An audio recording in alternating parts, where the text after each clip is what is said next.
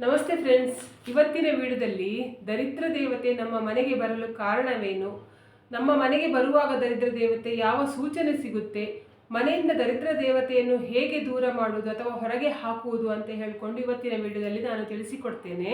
ನೋಡಿ, ದರಿದ್ರ ದೇವತೆ ಯಾರು ಅಂತ ಹೇಳಿದ್ರೆ ಮಹಾಲಕ್ಷ್ಮಿಯ ಅಕ್ಕ. ಇವಳನ್ನು ಜ್ಯೇಷ್ಠಾದೇವಿ ಅಂತ ಹೇಳ್ಕೊಂಡು ಕೂಡ ಕರೀತಾರೆ. ಅದರ ಜೊತೆಗೆ ಅಲಕ್ಷ್ಮಿ ಅಂತ ಹೇಳ್ಕೊಂಡು ಕೂಡ ಕರೀತಾಳೆ. ಮಹಾಲಕ್ಷ್ಮಿ ಬರುವುದಕ್ಕಿಂತ ಮುಂಚೆನೇ ಜ್ಯೇಷ್ಠಾದೇವಿ ಬಂದ್ಲು ಅಂತ ಹೇಳ್ಕೊಂಡು ಹೇಳ್ತಾಳೆ. ನೋಡಿ, ಆದ ಕಾರಣದಿಂದ ದರಿದ್ರ ದೇವತೆ ಮತ್ತೆ ಮಹಾಲಕ್ಷ್ಮಿ ಅಕ್ಕ ತಂಗಿಯರು. ಮಹಾಲಕ್ಷ್ಮಿ ನೋಡಿ ನಮಗೆ ಹೇಗೆ ಸಿರಿ ಸಂಪತ್ತನ್ನು ತಂದು ಕೊಡ್ತಾಳೆ, ಅದೇ ರೀತಿ ಜ್ಯೇಷ್ಠಾದೇವಿ ಏನ್ ಮಾಡ್ತಾಳೆ ಅಂತ ಹೇಳಿದ್ರೆ ಮಹಾಲಕ್ಷ್ಮಿ ಕೊಟ್ಟ ಸಿರಿ ಸಂಪತ್ತನ್ನೆಲ್ಲ ಕರಗಿಸಿ ಬಿಡ್ತಾಳೆ ಅಂತ ಹೇಳ್ಕೊಂಡು ಹೇಳ್ತಾರೆ. ನೋಡಿ, ಎಲ್ಲರೂ ಕೂಡ ಬಯಸ್ತಾರೆ ಏನಂತ ಹೇಳಿದ್ರೆ ನಮ್ಮ ಮನೆಯಲ್ಲಿ ಮಹಾಲಕ್ಷ್ಮಿ ಇರಬೇಕು ಅಂತ ಹೇಳ್ಕೊಂಡು, ನಮ್ಮ ಮನೆಯಲ್ಲಿ ಶಾಶ್ವತವಾಗಿ ಮಹಾಲಕ್ಷ್ಮಿ ನೆಲೆಸಬೇಕು ಅಂತ ಹೇಳ್ಕೊಂಡು. ಆದರೆ ಮಹಾಲಕ್ಷ್ಮಿ ನೆಲೆಸಬೇಕಾದ್ರೆ ಜ್ಯೇಷ್ಠಾದೇವಿ ಮನೆಯಲ್ಲಿ ಇರಬಾರ್ದು. ಯಾರ ಮನೆಯಲ್ಲಿ ಅಲಕ್ಷ್ಮಿ ಇರ್ತಾಳೆ ನೋಡಿ, ಅಂತಹ ಮನೆಯಲ್ಲಿ ಮಹಾಲಕ್ಷ್ಮಿ ನಿಲ್ಲುವುದಿಲ್ಲ ಅಂತ ಹೇಳ್ಕೊಂಡು ಹೇಳ್ತಾರೆ. ನೋಡಿ, ಯಾರ ಮನೆಯಲ್ಲಿ ಅಲಕ್ಷ್ಮಿ ಇರ್ತಾಳೆ ನೋಡಿ, ಅಂತಹ ಮನೆಯಲ್ಲಿ ದರಿದ್ರ ದೇವತೆ ತಾಂಡವ ಆಡ್ತಾ ಇರ್ತಾಳೆ ಅಂತ ಹೇಳ್ಕೊಂಡು ಹೇಳ್ತಾರೆ. ಆ ಸಮಯದಲ್ಲಿ ನೀವು ಎಷ್ಟು ಮಹಾಲಕ್ಷ್ಮಿಯನ್ನು ಕರೆದ್ರೂ ಕೂಡ ಅಥವಾ ಮಹಾಲಕ್ಷ್ಮಿಯ ಪೂಜೆ ಮಾಡಿದ್ರು ಕೂಡ ಮಹಾಲಕ್ಷ್ಮಿ ನಿಮ್ಮ ಮನೆಗೆ ಯಾವ ಕಾರಣಕ್ಕೂ ಕೂಡ ಬರುವುದಿಲ್ಲ ಅಂತ ಹೇಳ್ಕೊಂಡು ಹೇಳ್ತಾರೆ. ಯಾಕಂತ ಹೇಳಿದ್ರೆ ಅವರು ಅಕ್ಕ ತಂಗಿಗೆ ಹೊಂದಾಣಿಕೆ ಇರುವುದಿಲ್ಲ. ಅಂದ್ರೆ ಮಹಾಲಕ್ಷ್ಮಿಗೆ ಮತ್ತೆ ಅಲಕ್ಷ್ಮಿಗೆ ಇಬ್ಬರಿಗೂ ಕೂಡ ಹೊಂದಾಣಿಕೆ ಇರುವುದಿಲ್ಲ. ಯಾವರ ಮನೆಯಲ್ಲಿ ನೋಡಿ ಜ್ಯೇಷ್ಠಾದೇವಿ ಇರ್ತಾಳೆ ನೋಡಿ, ಅಂತಹ ಮನೆಯಲ್ಲಿ ಮಹಾಲಕ್ಷ್ಮಿ ನಿಲ್ಲೋದಿಲ್ಲ ಅಂತ ಹೇಳ್ಕೊಂಡು ಹೇಳ್ತಾರೆ. ಆದ್ರಿಂದ ನಮ್ಮ ಮನೆಯಲ್ಲಿ ಮಹಾಲಕ್ಷ್ಮಿ ನೆಲೆಸಬೇಕು ಅಂತ ಹೇಳಿದ್ರೆ ನಾವು ಜ್ಯೇಷ್ಠಾದೇವಿಯನ್ನು ಹೊರಗಡೆ ಹಾಕ್ಲೇಬೇಕು. ಯಾಕಂತ ಹೇಳಿದ್ರೆ ಯಾರು ಕೂಡ ದರಿದ್ರ ದೇವತೆ ನಮ್ಮ ಮನೆಯಲ್ಲೇ ಇರ್ಲಿ ಅಂತ ಹೇಳ್ಕೊಂಡು ಇಷ್ಟಪಡುವುದಿಲ್ಲ. ದರಿದ್ರ ದೇವತೆ ನಿಮ್ಮ ಮನೆಯಲ್ಲಿ ಇದ್ದಾಳೆ ಅಂತ ಹೇಳಿದ್ರೆ ಕೆಲವೊಂದು ಸೂಚನೆಗಳು ನಿಮಗೆ ಸಿಗುತ್ತೆ. ನಾನು ಇವಾಗ ಕೆಲವೊಂದು ಸೂಚನೆಗಳನ್ನು ಹೇಳ್ತೇನೆ. ಆ ಸೂಚನೆ ನಿಮ್ಮ ಮನೆಯಲ್ಲೇ ಇದೆಯಾ ಅಂತ ಹೇಳ್ಕೊಂಡು ಒಂದು ಸಲ ನೋಡ್ಕೊಳ್ಳಿ. ಅದರ ನಂತರ ನಾನು ದರಿದ್ರ ದೇವತೆಯನ್ನು ಮನೆಯಿಂದ ಹೊರಗಡೆ ಹಾಕುವುದು ಹೇಗೆ ಅಂತ ಹೇಳ್ಕೊಂಡು ಹೇಳ್ತೇನೆ. ಅದರ ಜೊತೆಗೆ ಇದು ದರಿದ್ರ ದೇವತೆ ನಮ್ಮ ಮನೆಗೆ ಪ್ರವೇಶ ಆಗಿದ್ದು ಹೇಗೆ, ಯಾವ ಕಾರಣದಿಂದ ಪ್ರವೇಶ ಆಗಿದ್ದಾಳೆ, ನಮ್ಮ ಮನೆಗೆ ಬರಲಿಕ್ಕೆ ಕಾರಣ ಏನು ದರಿದ್ರ ದೇವತೆ ಅಂತ ಹೇಳ್ಕೊಂಡು ಕೂಡ ಹೇಳ್ತೇನೆ. ಆದ್ದರಿಂದ ದಯವಿಟ್ಟು ವಿಡಿಯೋ ಕೊನೆಯ ತನಕ ನೋಡಿ. ದರಿದ್ರ ದೇವತೆ ಇರುವ ಮನೆಯಲ್ಲಿ ಮೊದಲು ಸಿಗುವ ಸೂಚನೆ ಯಾವುದು ಅಂತ ಹೇಳಿದ್ರೆ, ಯಾರ ಮನೆಯಲ್ಲಿ ಮನೆ ಮಂದಿ ಎಲ್ಲ ಸುಸ್ತಾಗಿ ನಿಶಕ್ತಿಯಿಂದ ಬೇಜಾರಾಗಿ ಇರ್ತಾರೋ, ಯಾರ ಮನೆಯಲ್ಲಿ ನೋಡಿ ಕೆಲಸ ಮಾಡಲಿಕ್ಕೆ ಮನಸ್ಸಿರೋದಿಲ್ಲ, ಸದಾ ಮಲಗಿಯೇ ಇರ್ತಾರೋ, ಇಲ್ಲ ಅಂತ ಹೇಳಿದ್ರೆ ಬೇಗನೆ ಕೆಲಸ ಮಾಡಿ ಮುಗಿಸುವುದಿಲ್ಲ, ಎಲ್ಲಾ ಕೆಲಸ ನಿಧಾನವಾಗಿ ಮಾಡ್ತಾರೆ. ಅದರ ಜೊತೆಗೆ ಕೆಲಸ ಮಾಡುವಾಗ ಏನು ಕರ್ಮವೋ ನಮ್ಮ ಹಣೆ ಬರವೋ ಅಂತ ಹೇಳ್ಕೊಂಡು ನಿಮ್ಮ ಹಣೆ ಬರಕ್ಕೆ ನೀವೇ ಬೈತೀರ ನೋಡಿ. ಅಂತಹ ಮನೆಯಲ್ಲಿ ನಿಮ್ಮ ಮನೆಯಲ್ಲಿ ಈ ತರ ಪರಿಸ್ಥಿತಿ ಉಂಟು ಅಂತ ಹೇಳ್ಕೊಂಡಾದ್ರೆ ನಿಮ್ಗೆ ಮನೆಯಲ್ಲಿ ಉಂಟಲ್ಲ 100ಕ್ಕೆ 100% ದರಿದ್ರ ದೇವಿ ಅಂದ್ರೆ ಜ್ಯೇಷ್ಠಾದೇವಿ ನೆಲೆಸಿದ್ದಾಳೆ ಅಂತ ಹೇಳ್ಕೊಂಡು ಅರ್ಥ. ಇವಳು ಏನ್ ಮಾಡ್ತಾಳೆ ಅಂತ ಹೇಳಿದ್ರೆ ಮೊದಲು ಮಾಡುವ ಕೆಲಸ ಯಾರಿಗೂ ಕೂಡ ಕೆಲಸದಲ್ಲಿ ಆಸಕ್ತಿ ಇಲ್ಲದೆ ಇರುವ ಹಾಗೆ ಮಾಡ್ತಾಳೆ. ನಿದ್ದೆ ಅಮಲು ಸದಾ ನಿದ್ದೆ ಅಮಲು ಬರುವ ಹಾಗೆ ಮಾಡ್ತಾಳೆ. ಮತ್ತೆ ನಿಮ್ಗೆ ಕೆಲಸ ಮಾಡ್ಲಿಕ್ಕೆ ಆಗುದಿಲ್ಲ, ಉದಾಸೀನ, ಸ್ವಲ್ಪ ಹೊತ್ತು ಬಿಟ್ಟರು ಮಾಡಿದ್ರೆ ಆಯ್ತು, ಇನ್ನೊಂದು ಸ್ವಲ್ಪ ಹೊತ್ತು ಬಿಟ್ಟರು ಮಾಡಿದ್ರೆ ಆಯ್ತು, ಕೆಲಸವನ್ನು ಮುಂದೆ ಹಾಕುವ ಹಾಗೆ ಮಾಡ್ತಾಳೆ. ಅದ್ರ ಜೊತೆಗೆ ಏನ್ ಮಾಡ್ತಾಳೆ ಅಂತ ಹೇಳಿದ್ರೆ ಯಾವ ಕೆಲಸಕ್ಕೂ ಹೋದ್ರೂ ಕೂಡ ನಿಮ್ಗೆ ಒಳ್ಳೇದಾಗುದಿಲ್ಲ. ಆ ರೀತಿಯಲ್ಲಿ ಆಗುವ ಹಾಗೆ ದರಿದ್ರ ದೇವಿ ಅಂದ್ರೆ ಜ್ಯೇಷ್ಠಾದೇವಿ ಮಾಡ್ತಾಳೆ. ಇವಾಗ ಎರಡನೇ ಸೂಚನೆ ದರಿದ್ರ ದೇವತೆ ನಿಮ್ಮ ಮನೆಯಲ್ಲಿ ನೆಲೆಸಿದ್ದಾಳೆ ಅಂತ ಹೇಳ್ಕೊಂಡು ಹೇಳಲಿಕ್ಕೆ ಯಾವುದು ಅಂತ ಹೇಳಿದ್ರೆ, ಯಾರ ಮನೆಯಲ್ಲಿ ದರಿದ್ರ ದೇವತೆ ಇದ್ದಾಳೆ ನೋಡಿ, ಅಂತಹ ಮನೆಯಲ್ಲಿ ಮಕ್ಕಳು ಅಪ್ಪ ಅಮ್ಮನ ಮಾತನ್ನು ಕೇಳುವುದಿಲ್ಲ, ತುಂಬಾ ಹಠ ಮಾಡ್ತಾರೆ, ಅವರು ಹೇಳಿದ್ದೇ ನಡೆಯಬೇಕು ಅಂತ ಹೇಳ್ಕೊಂಡು ಹೇಳ್ತಾರೆ.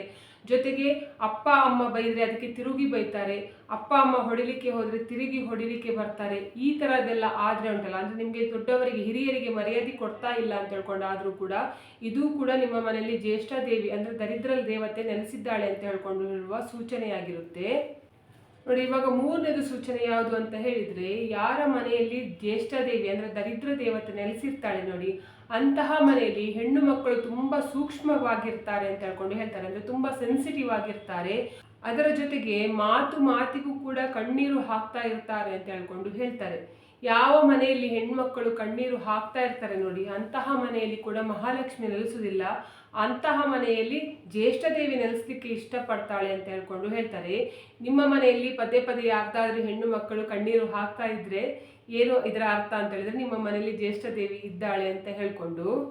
ಇವಾಗ ನಾಲ್ಕನೇ ದೊಡ್ಡ ಸೂಚನೆ ಯಾವುದು ಅಂತ ಹೇಳಿದ್ರೆ, ಯಾರ ಮನೆಯಲ್ಲಿ ನೋಡಿ ದರಿದ್ರ ದೇವತೆ ನೆಲೆಸಿರ್ತಾಳೆ ನೋಡಿ, ಅಂತಹ ಮನೆಯಲ್ಲಿ ಏನಾಗುತ್ತೆ ಅಂತ ಹೇಳಿದ್ರೆ ಪದೇ ಪದೇ ಅಡುಗೆ ಸೀದು ಹೋಗುತ್ತೆ ಅಂತ ಹೇಳ್ಕೊಂಡು ಹೇಳ್ತಾರೆ. ಅನ್ನ ಆಗಿರ್ಬೋದು, ಸಾರು ಆಗಿರ್ಬೋದು, ಪಲ್ಯ ಆಗಿರ್ಬೋದು, ಸೀದು ಹೋಗುತ್ತೆ. ಜೊತೆಗೆ ಹಾಲು ಪದೇ ಪದೇ ಉಕ್ಕಿ ಹೊರಗಡೆ ಹೋಗ್ತಾ ಇರುತ್ತೆ. ಅಂದರೆ ನೀವು ಅದರ ಹತ್ರ ನಿಂತ್ಕೊಂಡ್ರು ಕೂಡ ಪದೇ ಪದೇ ಉಕ್ತಾ ಹೋಗುತ್ತೆ ಅಂತ ಹೇಳ್ಕೊಂಡು ಹೇಳ್ತಾರೆ. ಅದರ ಜೊತೆಗೆ ನೀವು ಉಂಟಲ್ಲ, ಪಾತ್ರೆಯನ್ನು ಇಟ್ಟು ಪಾತ್ರೆಯಿಂದ ವಾಸನೆ ಬರುತ್ತೆ ನೋಡಿ. ಅಂದರೆ ನೀವು ಒಗ್ಗರಣೆಗಾಗಲಿ ಅಥವಾ ಯಾವುದೋ ಒಂದು ಪಲ್ಯಕ್ಕೆ ಯಾವುದಕ್ಕೋ ಸಾಂಬಾರಿಗೂ ಅಂತ ಹೇಳ್ಕೊಂಡು ಪಾತ್ರೆಯನ್ನು ಒಲೆ ಮೇಲೆ ಇಟ್ಟಿರ್ತೀರ, ಅದು ಸ್ವಲ್ಪ ಆ ಪಾತ್ರೆ ವಾಸನೆ ಬರಲಿಕ್ಕೆ ಸ್ಟಾರ್ಟ್ ಆಗುತ್ತೆ ಅಂತ ಹೇಳಿದ್ರು ಕೂಡ ಉಂಟಲ್ಲ, ಅದು ಕೂಡ ನಿಮ್ಮ ಮನೆಯಲ್ಲಿ ಜ್ಯೇಷ್ಠ ದೇವಿ ನೆಲೆಸಿದ್ದಾಳೆ ಅಂತ ಹೇಳ್ಕೊಂಡು ಹೇಳಲಿಕ್ಕೆ ಸೂಚನೆ ಆಗಿರುತ್ತೆ ಅದು. ಇವಾಗ 5ನೇದು ಸೂಚನೆ ಯಾವುದು ಅಂತ ಹೇಳಿದ್ರೆ, ನೀವು ಮನೆಯನ್ನು ಎಷ್ಟು ಕ್ಲೀನ್ ಮಾಡಿದ್ರು ಕೂಡ ಏನಾಗುತ್ತೆ ಅಂತ ಹೇಳಿದ್ರೆ, ನಿಮ್ಮ ಮನೆಯಿಂದ ಒಂದು ಕೆಟ್ಟ ವಾಸನೆ ಹೋಗುವುದಿಲ್ಲ ಅಂತ ಹೇಳ್ಕೊಂಡು ಹೇಳ್ತಾರೆ. ನೀವು ಮೂಲೆಯಲ್ಲಿ ಹುಡುಕಿ ಕೂಡ ಕ್ಲೀನ್ ಮಾಡಿರ್ತೀರ, ಎಲ್ಲ ಕಡೆ ಒರೆಸಿರ್ತೀರ, ಆದರೂ ಕೂಡ ಉಂಟಲ್ಲ ವಾಸನೆ ಬರ್ತಾ ಇರುತ್ತೆ. ನಿಮಗೆ ಆ ವಾಸನೆ ಎಲ್ಲಿಂದ ಬರ್ತಾ ಇರ್ತದೆ ಅಂತ ಹೇಳ್ಕೊಂಡೇ ಗೊತ್ತಾಗೋದಿಲ್ಲ, ಆಯ್ತಾ. ಅಂದರೆ ನಿಮಗೆ ಯಾರೇ ಬರಲಿ ಮನೆಗೆ ಅಥವಾ ಯಾರೇ ಬಂದರೂ ಕೂಡ ನಿಮ್ಮ ಮನೆಯಲ್ಲಿ ಒಂದು 5 ನಿಮಿಷ ಕೂಡ ನಿಲ್ಲಕ್ಕೆ ಇಷ್ಟಪಡೋದಿಲ್ಲ ವಾಸನೆಯಿಂದ. ಆ ರೀತಿ ಒಂದೊಳ್ಳೆ ವಾಸನೆ ಬಂದರೆ ಉಂಟಲ್ಲ, ಅದು ಯಾವ ವಾಸನೆ ಅಂತ ಹೇಳಿದರೆ, ಜ್ಯೇಷ್ಠ ದೇವಿ ನಿಮ್ಮ ಮನೆಗೆ ಒಳಗಡೆ ಬರುವಾಗ ಜ್ಯೇಷ್ಠ ದೇವಿಯಿಂದ ಜೊತೆಗೆ ಕರೆದುಕೊಂಡು ಬಂದ ವಾಸನೆ ಆಗಿರುತ್ತೆ. ಆದ್ದರಿಂದ ನೀವು ಎಷ್ಟು ಕ್ಲೀನ್ ಮಾಡಿದರೂ ಕೂಡ ಆ ವಾಸನೆ ಹೋಗ್ತಾ ಇರೋದಿಲ್ಲ. ಒಂದು ವೇಳೆ ನಿಮ್ಮ ಮನೆ ಕೂಡ ಕ್ಲೀನಾಗಿ ಇಟ್ಕೊಂಡಿದ್ದೀರಾ, ಆದರೂ ಕೂಡ ವಾಸನೆ ಬರ್ತಾ ಉಂಟು ನಿಮ್ಮ ಮನೆಯಲ್ಲಿ ಅಂತ ಹೇಳ್ಕೊಂಡು, ಆದರೂ ಕೂಡ ಅದು ಕೂಡ ಜ್ಯೇಷ್ಠ ದೇವಿ ನಿಮ್ಮ ಮನೆಯಲ್ಲೇ ಇದ್ದಾಳೆ ಅನ್ನುವ ಸೂಚನೆಯಾಗಿರುತ್ತೆ ನೋಡಿ. ಈಗ 6ನೇದು ಸೂಚನೆ ಯಾವುದು ಅಂತ ಹೇಳಿದರೆ, ಯಾರ ಮನೆಯಲ್ಲಿ ದರಿದ್ರ ಲಕ್ಷ್ಮಿ ಇದ್ದಾಳೆ ಅಥವಾ ಜ್ಯೇಷ್ಠ ದೇವಿ ಇದ್ದಾಳೆ ಅಥವಾ ದರಿದ್ರ ದೇವತೆ ನೆಲೆಸಿದ್ದಾಳೆ ನೋಡಿ, ಅಂತಹ ಮನೆಯಲ್ಲಿ ಯಾವತ್ತೂ ಕೂಡ ಸಂತೋಷ ಇರುವುದೇ ಇಲ್ಲ.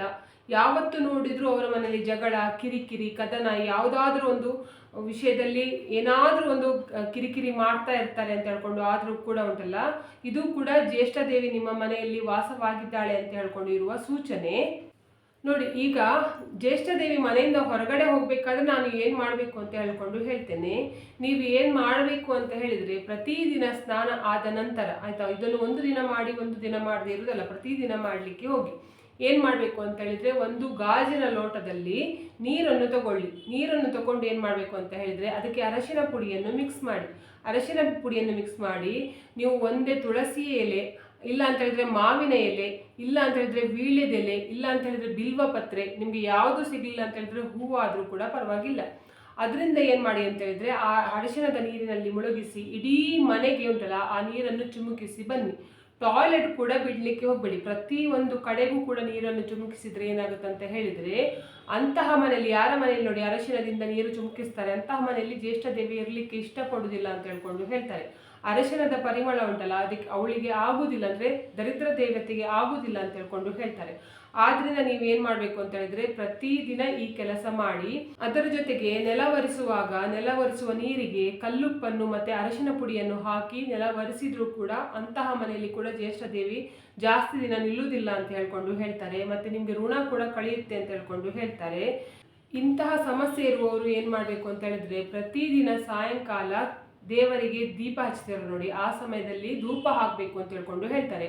ಆ ಧೂಪಕ್ಕೆ, ಅಂದರೆ ನೀವು ಧೂಪ ತರ್ತಿರಲ್ಲ ಸಾಂಬ್ರಾಣಿ, ಅದಕ್ಕೆ ಏನು ಹಾಕಬೇಕು ಅಂತ ಹೇಳಿದರೆ ಕರ್ಪೂರ, ಅದರ ಜೊತೆಗೆ ಕೊಬ್ಬರಿ ಪೌಡ್ರ್ ಕೂಡ ಹಾಕಬೇಕು ಅಂತ ಹೇಳ್ಕೊಂಡು ಹೇಳ್ತಾರೆ. ಕೊಬ್ಬರಿ ತುಂಡಾದರೂ ಕೂಡ ಪರವಾಗಿಲ್ಲ, ಕೊಬ್ಬರಿ ಆದರೂ ಕೂಡ ಪರವಾಗಿಲ್ಲ, ಅಥವಾ ಪೌಡ್ರ್ ಆದರೂ ಕೂಡ ಪರವಾಗಿಲ್ಲ.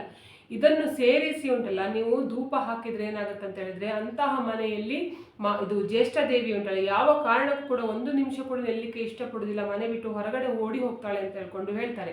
ಆದ್ರಿಂದ ನೀವು ಪ್ರತಿದಿನ ಉಂಟಲ್ಲ ಧೂಪ ಹಾಕುವಾಗ ಕೊಬ್ಬರಿ ಪುಡಿ ಮತ್ತೆ ಅದರ ಜೊತೆಗೆ ಕರ್ಪೂರವನ್ನು ಸೇರಿಸಿ ಧೂಪ ಹಾಕಿ.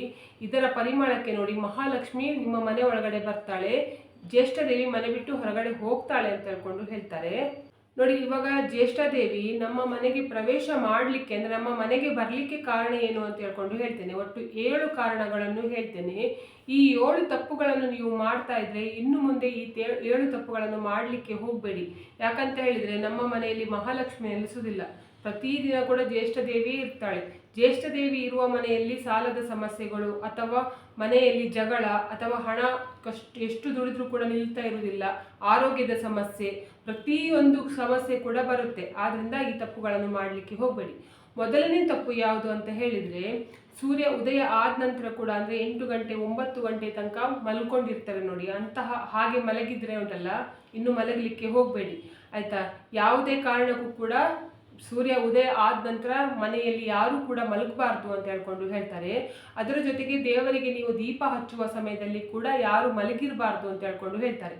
ಯಾರ ಮನೆಯಲ್ಲಿ ನೋಡಿ ಈ ಥರದ್ದು ಮಾಡ್ತಾರೆ ನೋಡಿ, ಅಂತಹ ಮನೆಯಲ್ಲಿ ಉಂಟಲ್ಲ, ನೀವು ಏನು ಮಾಡಿದ್ರು ಕೂಡ, ಏನು ಕೆಲಸ ಮಾಡಿದ್ರು ಕೂಡ ಜ್ಯೇಷ್ಠ ದೇವಿಯನ್ನು ಮನೆಯಿಂದ ಹೊರಗಡೆ ಹಾಕ್ಲಿಕ್ಕೆ ಆಗುವುದಿಲ್ಲ ಅಂತ ಹೇಳ್ಕೊಂಡು ಹೇಳ್ತಾರೆ. ಇವಾಗ ಎರಡನೇದು ಏನಂತ ಹೇಳಿದ್ರೆ, ಪ್ರತಿದಿನ ರಂಗೋಲಿ ಹಾಕಬೇಕು ಅಂತ ಹೇಳ್ಕೊಂಡು ಹೇಳ್ತಾರೆ. ಯಾರ ಮನೆಯ ಮುಂದೆ ರಂಗೋಲಿ ಇರುತ್ತೆ ನೋಡಿ, ಯಾರ ಮನೆ ಹೊಸ್ತಿಲಿಗೆ ಅರಶಿನ ಕುಂಕುಮ ಇಟ್ಟಿರ್ತಾರೆ, ಅಂತಹ ಮನೆಯಲ್ಲಿ ಜ್ಯೇಷ್ಠ ದೇವಿ ಇರಲಿಕ್ಕೆ ಇಷ್ಟಪಡುವುದಿಲ್ಲ ಅಂತ ಹೇಳ್ಕೊಂಡು ಹೇಳ್ತಾರೆ. ಆದ್ದರಿಂದ ಪ್ರತಿದಿನ ನೀವು ರಂಗೋಲಿ ಇಡಲಿಕ್ಕೆ ಮರಿಬೇಡಿ. ಇವಾಗ ಮೂರನೇದು ಏನಂತ ಹೇಳಿದರೆ, ನೀವು ಎದ್ದ ತಕ್ಷಣ, ನೀವು ಯಾವಾಗ ಹೇಳ್ತೀರ ನೋಡಿ, ಎದ್ದ ತಕ್ಷಣವೇ ಬೆಡ್ಶೀಟನ್ನು ಮಡಚಿ ಹಾಸಿಗೆಯನ್ನು ಮಡಚಿ ಇಡಬೇಕು ಅಂತ ಹೇಳ್ಕೊಂಡು ಹೇಳ್ತಾರೆ. ಒಂದು ವೇಳೆ ಹಾಸಿಗೆ ಮಡಚಿ ಇಡಲಿಕ್ಕೆ ಆಗಲಿಲ್ಲ ಅಂತ ಹೇಳಿದ್ರು ಕೂಡ ಪರವಾಗಿಲ್ಲ, ಅಂದರೆ ಕೆಲವೊಂದು ಹಾಸಿಗೆ ಮಡಿಸ್ಲಿಕ್ಕೆ ಆಗೋದಿಲ್ಲ. ಆ ಥರ ಇರುವವರು ಬೆಡ್ ಕವರನ್ನಾದರೂ ಒಂದು ಸಲ ತೆಗೆದು ಕ್ಲೀನಾಗಿ ಉಂಟಲ್ಲ, ಅದು ಕೊಡವಿ ಅದ ನಂತರ ಪುನಃ ಚೆನ್ನಾಗಿ ಹಾಕಬೇಕು ಅಂತ ಹೇಳ್ಕೊಂಡು ಹೇಳ್ತಾರೆ. ಮತ್ತು ಹಾಸಿಗೆಯ ಮೇಲೆ ಉಂಟಲ್ಲ, ಯಾವ ಕಾರಣಕ್ಕೂ ಕೂಡ ಮಲಗುವ ವಸ್ತುವನ್ನು ಬಿಟ್ಟು, ಅಂದರೆ ದಿಂಬು, ಬೆಡ್ಶೀಟ್ ಅದನ್ನು ಬಿಟ್ಟು ಬೇರೆ ಯಾವ ವಸ್ತುಗಳನ್ನು ಕೂಡ ಇಟ್ಕೊಳ್ಬಾರ್ದು ಅಂತ ಹೇಳ್ಕೊಂಡು ಹೇಳ್ತಾರೆ. ಆದ್ದರಿಂದ ಉಂಟಲ್ಲ, ನೀವು ಈ ವಿಷಯದಲ್ಲಿ ಕೂಡ ಜಾಗ್ರತೆಯಾಗಿರಬೇಕು. ಇವಾಗ ನಾಲ್ಕನೇದು ಏನಂತ ಹೇಳಿದರೆ, ನೀವು ಊಟಕ್ಕೆ ಬೆಳಿಗ್ಗೆ ತಿಂಡಿ ಬೇಕಾದರೆ ತಿಂಡಿ, ಮಧ್ಯಾಹ್ನ ಊಟ ಬೇಕಾದರೆ ಮಾಡಿ, ರಾತ್ರಿ ಬೇಕಾದರೂ ಊಟ ಮಾಡಿ. ಊಟ ಮಾಡಿದ ಕೂಡಲೇ ಉಂಟಲ್ಲ, ನಿಮ್ಮದು ಊಟ ಆಯಿತು, ಬೇರೆಯವ್ರದ್ದೆಲ್ಲ ಊಟ ಆಗಲಿಲ್ಲ ಅಂತ ಹೇಳ್ಕೊಂಡು ನೀವು ಬೇರೆಯವರು ಊಟ ಆಗಲಿ ಅಂತ ಹೇಳ್ಕೊಂಡು ಕಾಯಲಿಕ್ಕೆ ಹೋಗಬೇಡಿ. ಯಾರ ಪ್ಲೇಟ್ ನೋಡಿ ಒಣಗುತ್ತೆ, ಯಾರ ಕೈ ಒಣಗುತ್ತೆ ನೋಡಿ, ಅಂತಹ ಮನೆಯಲ್ಲಿ ಕೂಡ ಜ್ಯೇಷ್ಠ ದೇವಿ ಇರಲಿಕ್ಕೆ ಇಷ್ಟಪಡ್ತಾಳೆ ಅಂತ ಹೇಳ್ಕೊಂಡು ಹೇಳ್ತಾರೆ. ಜೊತೆಗೆ ಯಾರು ಪ್ಲೇಟಲ್ಲಿ ಕೈ ತೊಳಿತಾರೆ ನೋಡಿ, ಅಂದರೆ ಊಟ ಮಾಡಿದ ತಟ್ಟೆಯಲ್ಲಿ ಕೈ ತೊಳಿತಾರೆ, ಅಂತಹ ಮನೆಯಲ್ಲಿ ಕೂಡ ಜ್ಯೇಷ್ಠ ದೇವಿ ನೆಲೆಸ್ತಾಳೆ ಅಂತ ಹೇಳ್ಕೊಂಡು ಹೇಳ್ತಾರೆ. ಮತ್ತು ಊಟ ಮಾಡಿದ ತಟ್ಟೆಯನ್ನು ಯಾರು ಒಣಗಿಸ್ತಾರೆ ನೋಡಿ, ಅಂತಹ ಮನೆಯಲ್ಲಿ ಕೂಡ ಜ್ಯೇಷ್ಠ ದೇವಿ ನೆಲೆಸಲಿಕ್ಕೆ ಇಷ್ಟಪಡ್ತಾಳೆ ಅಂತ ಹೇಳ್ಕೊಂಡು ಹೇಳ್ತಾರೆ. ಆದ್ದರಿಂದ ಈ 3 ತಪ್ಪುಗಳನ್ನು ಕೂಡ ಮಾಡಲಿಕ್ಕೆ ಹೋಗಬೇಡಿ. ನಿಮ್ಮದು ಊಟ ಆದ ನಂತರ ನೀವು ಸೀದಾ ಹೋಗಿ ಕೈ ತೊಳ್ಕೊಂಡು ಬನ್ನಿ, ಅದನ್ನು ಬಿಟ್ಟು ಬೇರೆಯವರಿಗೆ ಕಾಯಲಿಕ್ಕೆಲ್ಲ ಹೋಗಬೇಡಿ. ಇವಾಗ 5ನೇದು ತಪ್ಪು ಯಾವುದು ಅಂತ ಹೇಳಿದರೆ, ಬಟ್ಟೆಯನ್ನು ನಾವು ಪ್ರತಿನಿತ್ಯ ಶುದ್ಧವಾಗಿ ಹಾಕಬೇಕು ಅಂತ ಹೇಳ್ಕೊಂಡು ಹೇಳ್ತಾರೆ. ಹೊಸ ಬಟ್ಟೆಯನ್ನಲ್ಲ, ಪ್ರತಿದಿನ ಒಗೆದ ಬಟ್ಟೆಯನ್ನು ಧರಿಸಬೇಕು ಅಂತ ಹೇಳ್ಕೊಂಡು, ಅದರ ಜೊತೆಗೆ ಏನು ಮಾಡಬೇಕು ಅಂತ ಹೇಳಿದರೆ, ಪಾತ್ರೆ ತೊಳೆದ ನೀರು ಅಥವಾ ನೆಲ ಒರೆಸಿದ ನೀರು ಅಥವಾ ಬಟ್ಟೆ ಒಗೆದ ನೀರು ಅಥವಾ ಯಾವ ಕಾರಣಕ್ಕೂ ಕೂಡ ನಿಮ್ಮ ಕಾಲ ಮೇಲೆ ಹಾಕ್ಕೊಳ್ಬಾರ್ದು ಅಂತ ಹೇಳ್ಕೊಂಡು ಹೇಳ್ತಾರೆ. ಅಂದರೆ ನೀವು ಬಟ್ಟೆ ಎಲ್ಲ ಒಗೆದ ನಂತರ ಇದು ಬಟ್ಟೆಯನ್ನು ಜಾಡಿಸ್ತೀರ ನೋಡಿ, ಅದರ ನಂತರ ಆ ಬಕೆಟಲ್ಲಿ ನೀರಿರುತ್ತೆ ನೋಡಿ, ಆ ನೀರನ್ನು ನಿಮ್ಮ ಕಾಲ ಮೇಲೆ ಹಾಕ್ಕೊಳ್ಬಾರ್ದು ಅಂತ ಹೇಳ್ಕೊಂಡು ಹೇಳ್ತಾರೆ. ಹಾಗೆ ಹಾಕಿದರೆ ಏನಾಗುತ್ತೆ ಅಂತ ಹೇಳಿದರೆ, ನಿಮ್ಮ ಕಾಲಿನ ಮುಖಾಂತರ ಜ್ಯೇಷ್ಠ ದೇವಿ ನಿಮ್ಮ ಮನೆಗೆ ಪ್ರವೇಶ ಮಾಡ್ತಾಳೆ ಅಥವಾ ನಿಮ್ಮ ಮನೆಯಲ್ಲೇ ಇರಲಿಕ್ಕೆ ಇಷ್ಟಪಡ್ತಾಳೆ ಅಂತ ಹೇಳ್ಕೊಂಡು ಹೇಳ್ತಾರೆ. ಆದ್ದರಿಂದ ನೀವು ಇಷ್ಟು ದಿವಸ ಈ ತಪ್ಪು ಮಾಡ್ತಾ ಇದ್ರೆ ಇನ್ನು ಮುಂದೆ ಈ ತಪ್ಪನ್ನು ಮಾಡಲಿಕ್ಕೆ ಹೋಗಬೇಡಿ. ಅದರ ಜೊತೆಗೆ ಅಡುಗೆ ಮನೆಗೆ ನೀವು ಬಳಸ್ತೀರ ನೋಡಿ ಬಟ್ಟೆ, ಕೈ ಬಟ್ಟೆ ಅಂತ ಹೇಳ್ಕೊಂಡು ಹೇಳ್ತಾರೆ, ಸ್ಟವ್ ಕ್ಲೀನ್ ಮಾಡಲಿಕ್ಕೆ ಅಥವಾ ಸೆಲ್ಫ್ ಕ್ಲೀನ್ ಮಾಡಲಿಕ್ಕೆ ಅಥವಾ ನೀವು ಅಂದರೆ ಬಿಸಿ ತೆಗಿಲಿಕ್ಕೆ ಅಂತ ಹೇಳ್ಕೊಂಡು ಬಟ್ಟೆಯನ್ನು ಯೂಸ್ ಮಾಡ್ತಾರೆ ನೋಡಿ, ಆ ಬಟ್ಟೆಯನ್ನು ಉಂಟಲ್ಲ, ನೀವು ಹಾಕಿರುವ ಬಟ್ಟೆಯನ್ನು ಯಾವ ಕಾರಣಕ್ಕೂ ಕೂಡ ಬಳಸಬಾರ್ದು. ಪುಟ್ಟ ಮಕ್ಕಳ ಬಟ್ಟೆಯನ್ನು ಕೂಡ ಯೂಸ್ ಮಾಡಬಾರ್ದು, ಅಂದರೆ ಟೀ ಶರ್ಟ್ಗಳಾಗಲಿ ಮತ್ತು ಯಾವುದಾದ್ರೂ ಹಳೆ ಬಟ್ಟೆಗಳನ್ನು ಯೂಸ್ ಮಾಡಬಾರ್ದು ಅಂತ ಹೇಳ್ಕೊಂಡು ಹೇಳ್ತಾರೆ. ಈ ಥರ ಮಾಡಿದರೂ ಕೂಡ ಜ್ಯೇಷ್ಠ ದೇವಿ ನಿಮ್ಮ ಮನೇಲಿ ಇರ್ತಾಳೆ ಅಂತ ಹೇಳ್ಕೊಂಡು, ಆದ್ದರಿಂದ ನೀವು ಅಡುಗೆ ಮನೆಗೆ ಬಟ್ಟೆಯನ್ನು ಕೂಡ ಸಪ್ರೇಟಾಗಿಯೇ ಬಳಸಬೇಕು. ಅದನ್ನು ಬಿಟ್ಟು ನೀವು ಧರಿಸಿರುವ ಬಟ್ಟೆಯನ್ನು ಹಾಕಬಾರ್ದು. ಅದರ ಜೊತೆಗೆ ಸಾಯಂಕಾಲ ಆದ ನಂತರ ಅಡುಗೆ ಮನೆಯ ಯಾವ ಬಟ್ಟೆಯನ್ನು ಕೂಡ ಕ್ಲೀನ್ ಮಾಡಬಾರ್ದು, ಅಂದರೆ ಒಗಿಬಾರ್ದು ಅಂತ ಹೇಳ್ಕೊಂಡು ಹೇಳ್ತಾರೆ. ಆಯಿತಾ, ಅದು ಎಷ್ಟು ಗಲೀಜಾಗಿದ್ರೂ ಕೂಡ ಮಾರನೇ ದಿವಸ ಬೆಳಿಗ್ಗೆನೇ ಉಂಟಲ್ಲ ಒಗೆದು ಕ್ಲೀನ್ ಮಾಡಿ ಇಟ್ಕೊಳ್ಳಿ. ಅದನ್ನು ಬಿಟ್ಟು ಸಾಯಂಕಾಲ ಅಡುಗೆ ಮನೆಯ ಬಟ್ಟೆಯನ್ನು ಕೂಡ ಒಗಿಬಾರ್ದು ಅಂತ ಹೇಳ್ಕೊಂಡು ಹೇಳ್ತಾರೆ. ಹಾಗೆ ಪೊರಕೆಯನ್ನು ಕೂಡ ನಿಲ್ಲಿಸಬಾರ್ದು ಅಂತ ಹೇಳ್ಕೊಂಡು ಹೇಳ್ತಾರೆ. ಪೊರಕೆಯನ್ನು ಯಾವತ್ತೂ ಅಡ್ಡವಾಗಿ ಮಲಗಿಸಿ ಇಡಬೇಕು ಅಂತ ಹೇಳ್ಕೊಂಡು ಹೇಳ್ತಾರೆ. ಅದನ್ನು ಕೂಡ ಯಾರು ಕೂಡ ನೋಡದೇ ಇರುವ ಜಾಗದಲ್ಲಿ ಇಡಬೇಕು ಅಂತ ಹೇಳ್ಕೊಂಡು ಹೇಳ್ತಾರೆ. ಯಾರ ಕಣ್ಣು ಕೂಡ ನಿಮ್ಮ ಮನೆಯ ಪೊರಕೆಯ ಮೇಲೆ ಬೀಳಬಾರ್ದು, ಆ ರೀತಿಯಲ್ಲಿ ನೀವು ಅಡಗಿಸಿ ಇಡಬೇಕು ಕ್ಲೀನ್ ಆದ ನಂತರ. ಇವಾಗ ನೆಕ್ಸ್ಟ್ 6ನೇದು ಏನಂತ ಹೇಳಿದರೆ, ಸಾಯಂಕಾಲ 6 ಗಂಟೆಯಿಂದ 7 ಗಂಟೆಯ ಸಮಯವನ್ನು ನಾವು ಮಹಾಲಕ್ಷ್ಮಿ ಮನೆ ಒಳಗಡೆ ಬರುವ ಸಮಯ ಅಂತ ಹೇಳ್ಕೊಂಡು ಹೇಳ್ತೇವೆ. ಆದ್ದರಿಂದ ಆ ಸಮಯದಲ್ಲಿ ಯಾವ ಕಾರಣಕ್ಕೂ ಕೂಡ ಮುಖ ತೊಳೆಯುವುದು ಹೆಣ್ಣು ಮಕ್ಕಳು ಅಥವಾ ಸ್ನಾನ ಮಾಡುವುದು ಅಥವಾ ತಲೆ ಬಾಚಿಕೊಳ್ಳುವುದು ಕೂಡ ಮಾಡಬಾರ್ದು ಅಂತ ಹೇಳ್ಕೊಂಡು ಹೇಳ್ತಾರೆ. ಯಾರ ಮನೆಯಲ್ಲಿ ನೋಡಿ ಇದನ್ನು ಮಾಡ್ತಾರೆ ಅಂತಹ ಮನೆಯಲ್ಲಿ ಕೂಡ ಮಹಾಲಕ್ಷ್ಮಿ ನೆಲೆಸುವುದಿಲ್ಲ ಅಂತ ಹೇಳ್ಕೊಂಡು ಹೇಳ್ತಾರೆ, ಮನೆ ಬಿಟ್ಟು ಹೋಗ್ತಾರೆ ಅಂತ ಹೇಳ್ಕೊಂಡು. ನಿಮಗೆ ಸ್ನಾನ ಎಲ್ಲ ಮಾಡಬೇಕಾದ್ರೆ ಸಾಯಂಕಾಲ 6 ಗಂಟೆಗಿಂತ ಮುಂಚೆಯೇ ಸ್ನಾನ ಮಾಡಿ. ಅದನ್ನು ಬಿಟ್ಟು ಸಾಯಂಕಾಲ 6 ಗಂಟೆ ನಂತರ ತಲೆ ಬಾಚಿಕೊಳ್ಳಿಕ್ಕೂ ಕೂಡ ಹೋಗಬೇಡಿ. ಅದರ ಜೊತೆಗೆ ಸ್ನಾನ ಮಾಡಲಿಕ್ಕೆ ಕೂಡ ಹೋಗಬೇಡಿ, ಮುಖ ತೊಳಿಲಿಕ್ಕೆ ಕೂಡ ಹೋಗಬೇಡಿ. ಹೀಗೆ ಮಾಡಿದರೂ ಕೂಡ ಮಹಾಲಕ್ಷ್ಮಿ ನಿಮ್ಮ ಮನೆಯಲ್ಲಿ ನೆಲೆಸೋದಿಲ್ಲ, ಅಂತಹ ಮನೆಯಲ್ಲಿ ಜ್ಯೇಷ್ಠ ದೇವಿ ಇರಲಿಕ್ಕೆ ಇಷ್ಟಪಡ್ತಾಳೆ ಅಂತ ಹೇಳ್ಕೊಂಡು ಹೇಳ್ತಾರೆ. ಇವಾಗ ಕೊನೆಯದು 7ನೇದು ಏನಂತ ಹೇಳಿದರೆ, ಸಾಯಂಕಾಲ ಆದ ನಂತರ ಉಂಟಲ್ಲ ಯಾವ ಕಾರಣಕ್ಕೂ ಕೂಡ ಉಪ್ಪು, ಮೊಟ್ಟೆ ಆಮೇಲೆ ಸೂಜಿ, ಎಣ್ಣೆ ಇದನ್ನುಂಟಲ್ಲ ಖರೀದಿ ಮಾಡಿಕೊಂಡು ಮನೆಗೆ ತರಬಾರ್ದು ಅಂತ ಹೇಳ್ತಾರೆ. ಇದನ್ನು ಖರೀದಿ ಮಾಡಿ ಮನೆಗೆ ತಂದರೂ ಕೂಡ ಅದರ ಜೊತೆಗೆ ಜ್ಯೇಷ್ಠ ದೇವಿ ಕೂಡ ನಿಮ್ಮ ಮನೆಗೆ ಬರ್ತಾಳೆ ಅಂತ ಹೇಳ್ತಾರೆ. ಆಯ್ತಾ, ಇಷ್ಟು ನಾನು ತಪ್ಪುಗಳನ್ನು ಹೇಳಿದ್ದೇನೆ. ಈ ಯಾವ ತಪ್ಪುಗಳನ್ನು ಕೂಡ ಮಾಡಲಿಕ್ಕೆ ಹೋಗಬೇಡಿ. ಇಷ್ಟು ದಿವಸ ಮಾಡಿದ್ರೆ ಗೊತ್ತಿಲ್ಲದೆ ಆಗಿ ಹೋಯ್ತು, ಇವಾಗ ಗೊತ್ತಾಯ್ತಲ್ಲ, ಇನ್ನು ಮುಂದೆ ಈ ತಪ್ಪುಗಳನ್ನು ಮಾಡಲಿಕ್ಕೆ ಹೋಗಬೇಡಿ. ಇವತ್ತಿನ ವಿಡಿಯೋ ನಿಮಗೆ ಇಷ್ಟ ಆದರೆ ಪ್ಲೀಸ್ ವಿಡಿಯೋಗೆ ಲೈಕ್ ಮಾಡಿ, ಆದಷ್ಟು ಜನರಿಗೆ ವಿಡಿಯೋನ ಶೇರ್ ಮಾಡಿ, ಕಮೆಂಟ್ ಮಾಡಿ, ನನ್ನ ಚಾನಲ್ಗೆ ಸಬ್ಸ್ಕ್ರೈಬ್ ಆಗಿ. ನನ್ನ ಚಾನಲ್ಗೆ ಸಬ್ಸ್ಕ್ರೈಬ್ ಆಗಿದ್ರೆ ನಮಗೊಂದು ಸಪೋರ್ಟ್ ಸಿಕ್ಕಿದ ಹಾಗೆ ಆಗ್ತದೆ. ಮತ್ತು ನಾನು ಹೀಗೆ ಒಳ್ಳೆ ವಿಡಿಯೋನ ನಿಮ್ಮ ಜೊತೆಗೆ ಶೇರ್ ಮಾಡ್ತೇನೆ. ಇವತ್ತಿನ ವಿಡಿಯೋ ಯಾರೆಲ್ಲ ನೋಡಿದಿರಾ ಅಥವಾ ನೋಡಲಿಲ್ಲ ಎಲ್ಲರಿಗೂ ಕೂಡ ಒಳ್ಳೆಯದಾಗಲಿ ಅಂತ ನಾನು ಕೂಡ ದೇವರಲ್ಲಿ ಬೇಡ್ಕೊಳ್ತಿದ್ದೇನೆ. ಎಲ್ಲರಿಗೂ ಒಳ್ಳೆಯದಾಗಲಿ.